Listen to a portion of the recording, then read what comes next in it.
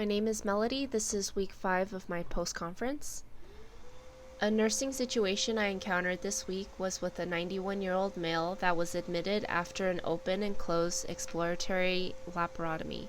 The surgeon's plan was to do a partial pancreatectomy, but the patient had extensive necrosis to the pancreatic head, which would cause more post-op problems if he continued with the surgery. Patient had a history of CVA, CAD, hypertension, and hyperlipidemia. This patient spoke Romanian, and his son and daughter translated for him. The first day post-op, the patient stayed in bed most of the day due to his surgical pain. We tried to give him around-the-clock tramadol, but it did not make his pain any better. He had breakthrough dilated IV push, but the patient's family and the patient did not want to receive the IV push because their doctor had said receiving IV will prevent the patient from going home sooner. I tried to tell the patient that the tramadol did not relieve pain for the patient, and what could be preventing him from going home sooner was the inability for him to move and get out of bed. My relationship with the patient was brand new because he was just admitted the night before.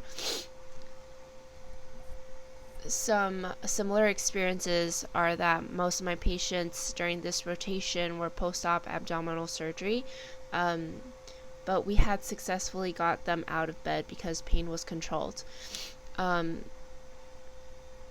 role as a nurse in this situation was to help the family and patient to understand the importance of controlling pain and early mobility for such a major surgery. My emotions about the situation was frustration because the family couldn't move beyond what the doctor had told them about IV pain medication. The more time I spent with the family and the patient, I saw that the patient was doing everything based on what the family was telling him. So it was hard to get him to understand even when I had a medical interpreter on the phone.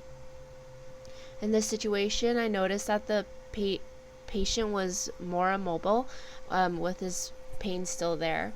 He refused the physical therapist's offer to help him get out of bed during the initial consult and couldn't even stand to be put in semi-fallers when I elevated the head of the bed. Similar situations I have encountered before were patients that were too weak or in pain to get out of bed and only wanted to sleep. But the differences were that those patients wanted to take their breakthrough medications to relieve the acute pain they were experiencing.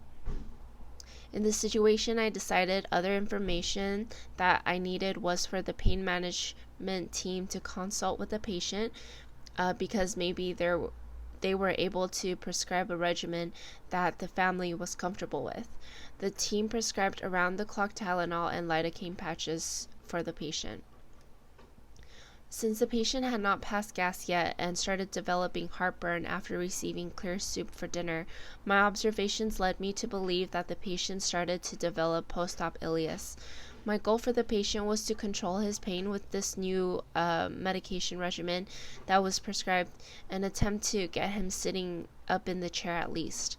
My nursing response was education for the patient and family to explain the importance of early ambulation and mobility for the intestines and to prevent complications.